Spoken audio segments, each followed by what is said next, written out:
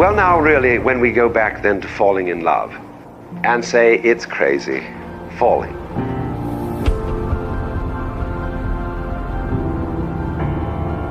We don't say rising into love. There is in it the idea of the fall. Taking this ghastly risk is the condition of there being life. You see, for all life is an act of faith. The moment you take a step, you do so on an act of faith because you don't know that the floor is not going to give under your feet. The moment you take a journey, what an act of faith. Any kind of undertaking in relationship, what an act of faith. You've given yourself up. This is the most powerful thing that can be done. Surrender. See, and love is an act of surrender to another person. Total abandonment. I give myself to you. That's quite mad, because you see, it's letting things get out of control. All sensible people keep things in control. Watch it, watch it. Police, security, vigilance, watch it. Guards, watch it. Who's going to watch the guards? Actually, what is really sensible is to let go, is to commit oneself, to give oneself up, and that's quite mad. So we come to the strange conclusion that in madness lies sanity.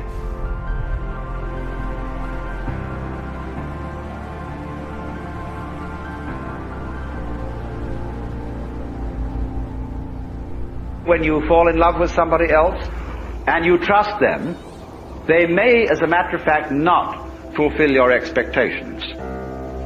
There will be disappointments and failures and disasters as a result of taking these risks. It's a gamble. But that risk has to be taken. The alternative to taking that risk is much worse than trusting and being deceived.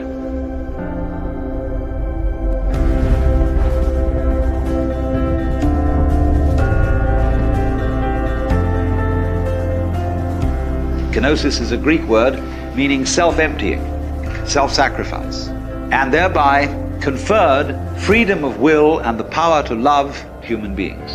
And people who give the power away are tremendously strong personalities, because the more they have given it up, the more they get it. You know, you do this complete let-off of control. It's a lovely, irresponsible state to be in.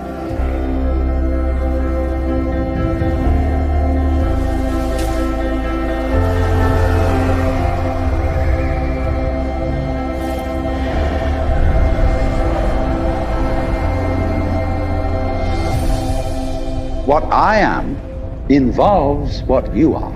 If I am I because you are you, and you are you because I am I, then I am not I and you are not you. In other words, we are not separate.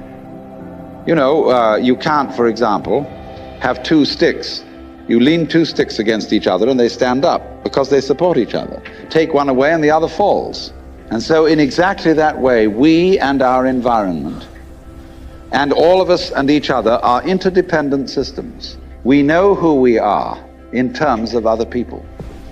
We all lock together. And therefore, that what you call the external world is as much you as your own body.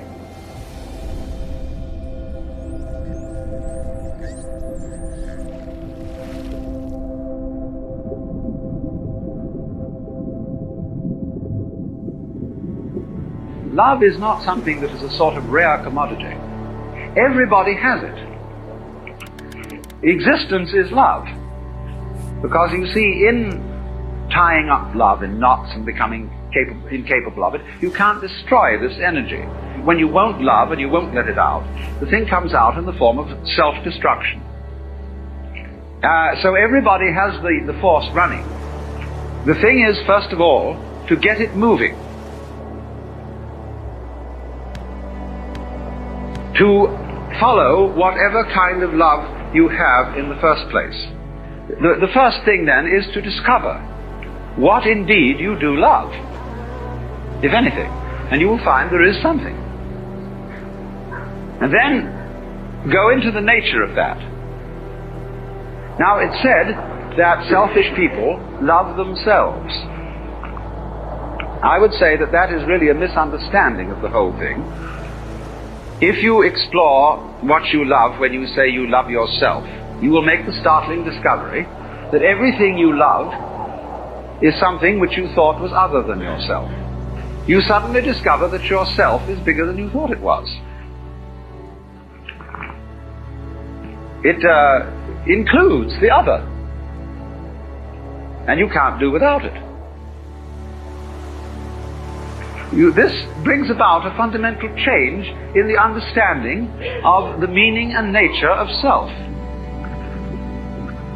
And thereupon, there become a change of attitude to other people.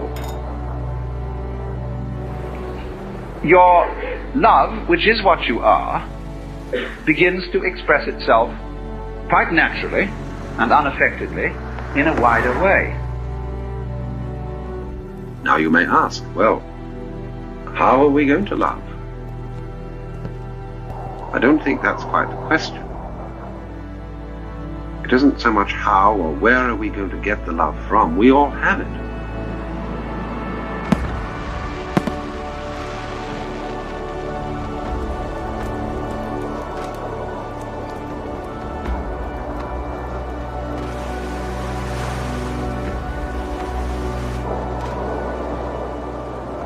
It's simply deep down in us, bursting to get out. The desire to love and to be loved is, I think, probably the deepest thing that there is in us. Certainly, if the relationship of infancy to the rest of life have any truth in them at all.